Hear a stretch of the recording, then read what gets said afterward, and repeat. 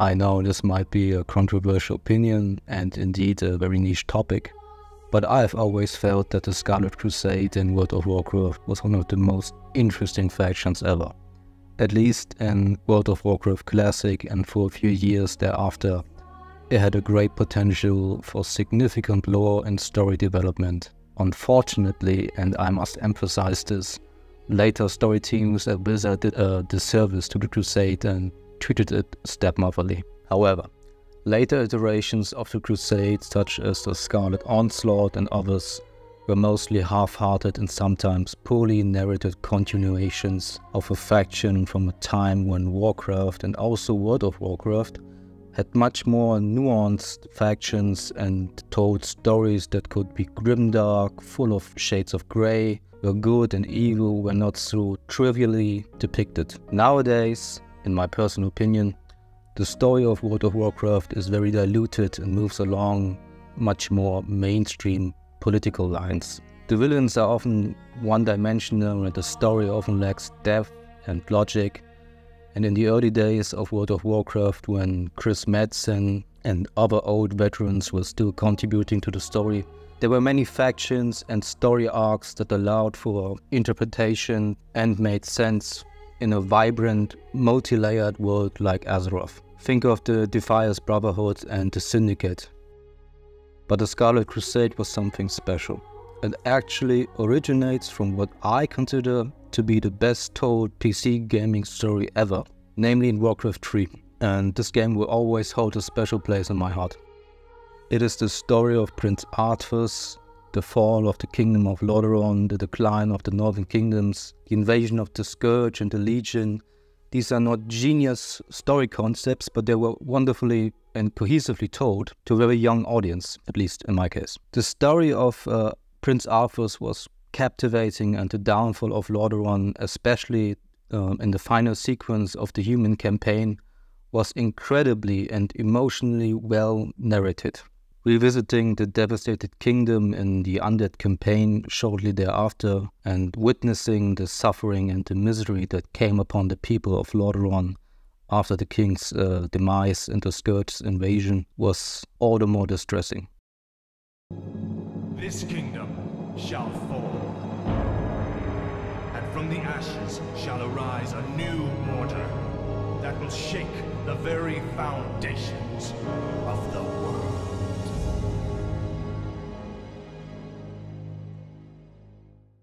And I believe precisely because the Scarlet Crusade was born in these dark days and also harks back to this particularly strong story element of Warcraft, it has left such a lasting impression on many players, at least on me. I think everyone and their mother knows the rough story of how the Scarlet Crusade came about, who founded it and who led it. And here I will mostly refer to the no longer canonical RPG books, Warcraft the role-playing game, Lands of Conflict from 2004, and World of Warcraft the role-playing game, especially the book Dark Factions by the publisher Sword and Sorcery, and supplement with a few bits of lore elements from newer developments and my own reasoning, where no exact description of the story is made. In summary, the Crusade is basically the last remnant of the Kingdom of Lordaeron that is still alive and has not fled south or to the west to Kalimdor. When King Terenas Menethil was murdered by his own son Arthas, the Kingdom of Lordaeron plunged into a deep crisis. While it had already been beleaguered by political crises, the plague of the undead, the Scourge, it was now ravaged by undead minions all over. One cannot stress enough how traumatic the situation must have been for the probably hundreds of thousands or perhaps millions of inhabitants of the Northern Kingdoms. Stratholme, the second largest city of Lordaeron, had recently been burned down by its own soldiers under Arthur's leadership, who shortly thereafter set off with a significant part of the fleet and parts of the army to the continent of Northrend. Meanwhile, the threat of the undead continued to smolder. Villages were ravaged by the plague, people were eaten by ghouls, and the paladins of the Silver Hand fought necromancers, skeleton warriors, and other revenants. It was, in short, a terrible chaos. And then, months without news passed from the north, Prince Arthur suddenly returns as a supposed victor with the blade Frostmourne in hand and murders his own father in the throne room of Lordaeron, the capital city. Shortly thereafter, thousands of undead attack the capital of Lordaeron, destroying it and killing countless people. Those killed by the Scourge, man, woman, child, rise shortly thereafter as undead and fight under the yoke of the Lich King, against their former loved ones, against their own relatives, friends, family. There's no mercy, no negotiations, no rationalization. The undead Scourge knows only death and works like a machine of the apocalypse. Within weeks, the mightiest kingdom of humans is subdued and lies in ruins. Those who can, flee or have already fled. One must put oneself in the shoes of the ordinary inhabitants of Lordaeron. What must the soldiers who are still loyal and alive, the paladins, the officers, the priests, the magicians, and ordinary people have fought in the face of all this horror? Their king was dead, the kingdom destroyed. Everywhere there were only zombies, darkness and hopelessness. By this time, any cohesion of the armed forces and the old alliance was lost. It is not that the remaining state leaders of Lordaeron did not ask for help from their allies, the dwarves and the elves and the people of Stormwind. But except for a few dwarven allies, almost no one came. Stormwind was far away and preoccupied with itself, and the elves of Kel'Thuzad were almost simultaneously victims of Arthur's rampage. Whether they were overwhelmed by the events or hesitated out of fear, I couldn't not verify anywhere. But in classic World of Warcraft and long afterwards, you could see quite well at the old gates to Gilneas and in the Silverpine Forest that the refugees who were still fleeing from the ruined kingdom of Lordaeron many years after its fall were not admitted by their former allies. Many found refuge in Southshore, in the Arathi Highlands, or further south in Stormwind. Others, on the other hand, had moved to Kalimdor with Jaina Proudmoore just before the large undead invasion. From the perspective of Ysilian, Abendis, his daughter Brigitte, and Alexander's Mograine, all paladins or servants of the Church of the Holy Light, and later leaders of the Crusade, the situation must have looked very desperate. They had come to the realization that they were alone and they were fighting a battle against an overwhelming number of enemies on their own. To make matters worse, the invasion of the demonic legion was just beginning and was only worsening the situation. Most inhabitants of Lordaeron were dead, undead, or had fled. Those who had survived had been through hell. This is very clear from the stories of Ysilian and High General Abendis, detailed in the RPG books and the story issues. Often it is said by fans, players and opponents of this crusade that the Scarlets are fanatics, madmen, crazy people with a crazed look in their eyes, and that they are extremely unhinged. But judge for yourself whether you, if you were in the shoes of these people who really went through absolute hell on Earth, who lost their children, their parents, their home, their homeland, and they had to watch horrible things, people getting eaten by ghouls and zombies or turned into undead, even minors. These are things that belong to the truth but simply cannot be depicted in the games. One must imagine the situation in Lordaeron in those days like a typical zombie apocalypse from The Walking Dead or something similar. To better understand the trauma that the Scarlets endured, I would like to give a few examples. The two personalities, Ysilian and High General Abendis, are not to be underestimated in their importance. They were present when Arthur's Menethil killed his father and destroyed the city. Both fled, fighting, cutting their way through hordes of zombies and other undead until they reached Tirisfal. They probably witnessed immense human suffering. They became witnesses to how their homeland turned into a slaughterhouse in front of their eyes. Both wandered for days through the devastated kingdom, wounded, exhausted, and always in combat against the undead, many of whom were probably former comrades and friends. It was in these dark days, when there was really no hope left, that the priest Ysilian and his companion Abendis gathered the scattered survivors.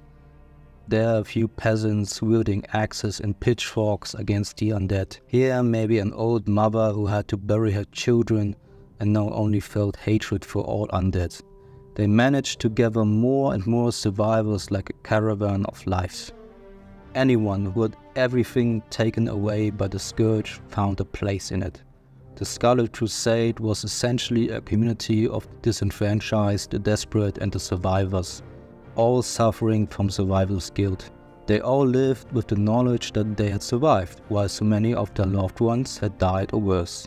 Anyway, the two, together with other paladins and knights of Lordaeron, performed a miracle. They actually pushed back the undead and reconquered small enclaves of normality into which the survivors could flee and which were defended by brave, remaining and fanatical warriors. Halfglen is one of these enclaves and became a bastion of the Crusade in the Plaguelands, as they were now called. Now we know as players, or we learn as players, that the Scarlet Crusade was already corrupted by the Dreadlords right from the start. In the somewhat newer lore, this corruption seems to have been a bit more banal, but in short, under the leadership of Alexander's Mograine, a paladin of the still young Crusade, the undead Scourge was pushed back with the help of the sword Ashbringer, a relic of the Holy Light. In this time, the Crusade went from victory to victory. Freeing village after village, it cleansed whole regions of the undead.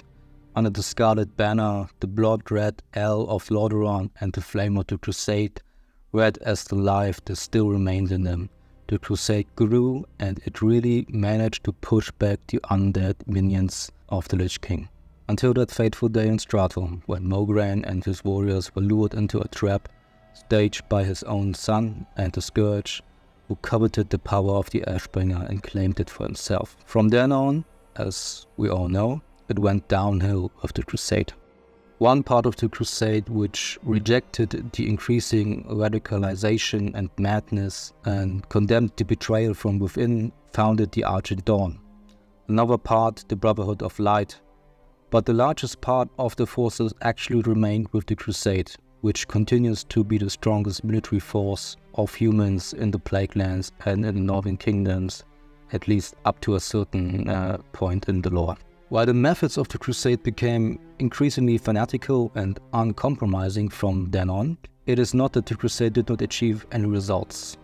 Under Icilian and later Brigitta Bendis, who took over after her father's death, and Grand Crusader Saidin Datwaran, who was actually a dreadlord, the very organized army of the Crusade managed to establish several large enclaves within the ruins of the kingdom. We have Tyr's Hand and Avalon in the eastern Plaguelands, Halfglen in the western Plaguelands, as well as the Scarlet Monastery in Tirisfal, and many other small outposts scattered throughout. Even up in the Silverpine Forest, the activities of the Crusade extend, and they maintain diplomatic missions to the Church of the Holy Light in Kalimdor and in Stormwind. In summary, the Crusade is light and shadow. And this is also experienced by Bran Bronzebeard, who traveled through Lordaeron between the events of Warcraft 3 and World of Warcraft, as recounted in the aforementioned RPG books. It is by no means as depicted by the game engine that the Crusade immediately attacks every non-human or player character. In fact, the relationship with the Alliance, especially with humans, dwarves and the High Elves, should be neutral to somewhat neutral-ish.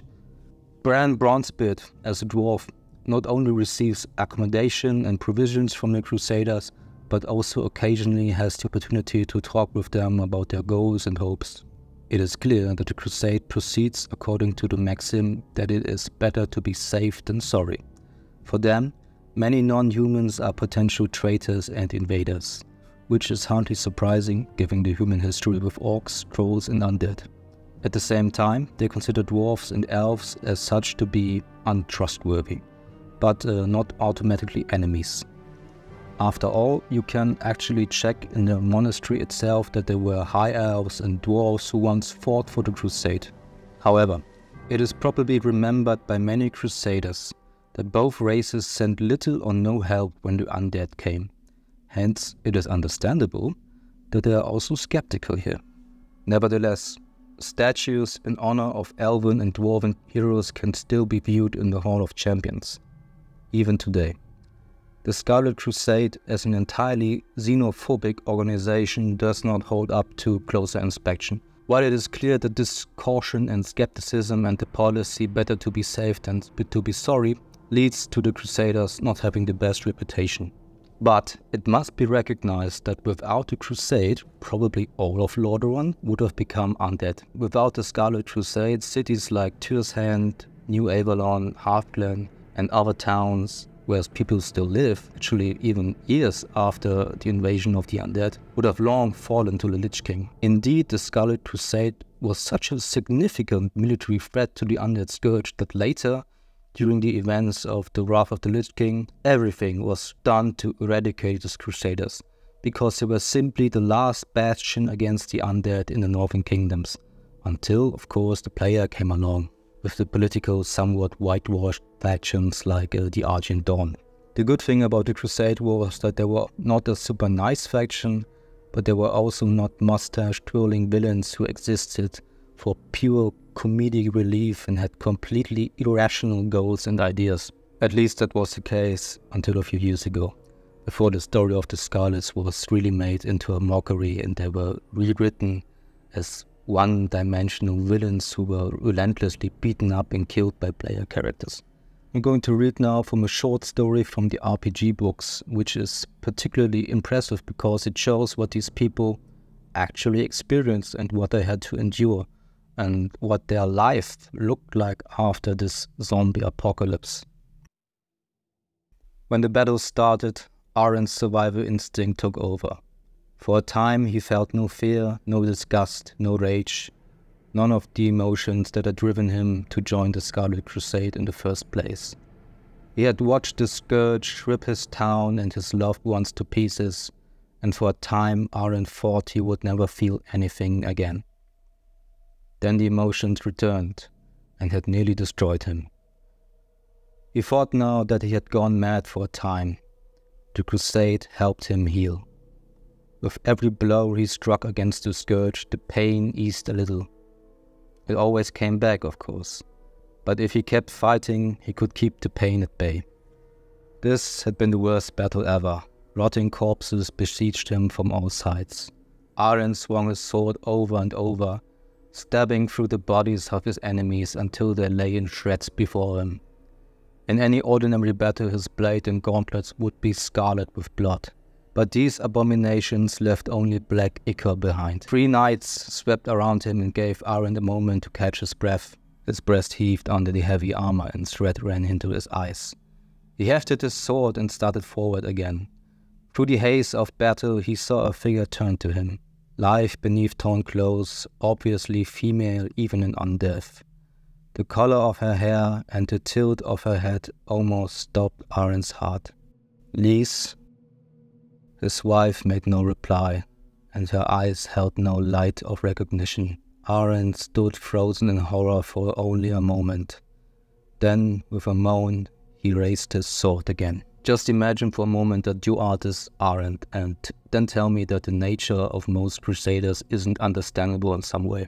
These people are traumatized by the horrific events of recent years. Many are insane with pain, both emotional and physical. To witness everything you love being destroyed and not go a little mad requires immense willpower. Moreover, given the enemies advancing against the Crusade, Scourge and the Forsaken, it is not really clear to me which of the 2 parties the Crusader should be negotiating with. Both are undead factions that seek to eradicate all living beings, even the Forsaken, who later attempted to do just that. And call me naive, but I find it very regrettable that Blizzard never attempted to give the Crusade a more dignified ending or just weave it more meaningfully into the story. It could have been more than just a punching bag for the player base, but an integral part of the fight against the Scourge. Players could have earned reputation with the Crusade in their fight against Arthur's Menethil, the Lich King and the Scourge. Or there could have been quests that brought about a real ideological turn in the Crusade. After all, there were these delicate shoots of cooperation at the end of WoW Classic, when Naxxramas appeared over the Plague Land and the Brotherhood of Light, the Argent Dawn and the Crusade, they all worked together to defeat the undead. Why didn't Blizzard do that? My thesis: the Crusade, with its xenophobic attitudes, its fanatical law and order measures, its militarism, and its grimdark, greyish. My thesis: the Crusade, with its xenophobic attitudes, its fanatical law and order measures, its militarism, and its grimdark, greyish, grey zone ideology, simply no longer fit into the new, more mass-appealing World of Warcraft, which was certainly orienting more towards colorful inter-species friendships and wanted clearer nice and evil characters and story arcs and factions. The Crusade is, just like the Defiers and the Syndicate, a story relic from the good old days of Warcraft. And I do stand by it. For me, the Scarlet Crusaders are heroes. Perhaps fallen heroes and partly villains, but no one can convincingly tell me that the corruption of tens of thousands was so enduring that none of them, or nearly none of them, could have been saved or redeemed. So I hope you liked this video and you stuck with it until the end. If you want to see more content, don't forget to subscribe for more sword and sorcery, fantasy and sci-fi. Give us a like and a comment and tell us whether you see things the way we do or if you have a different opinion. And until next time.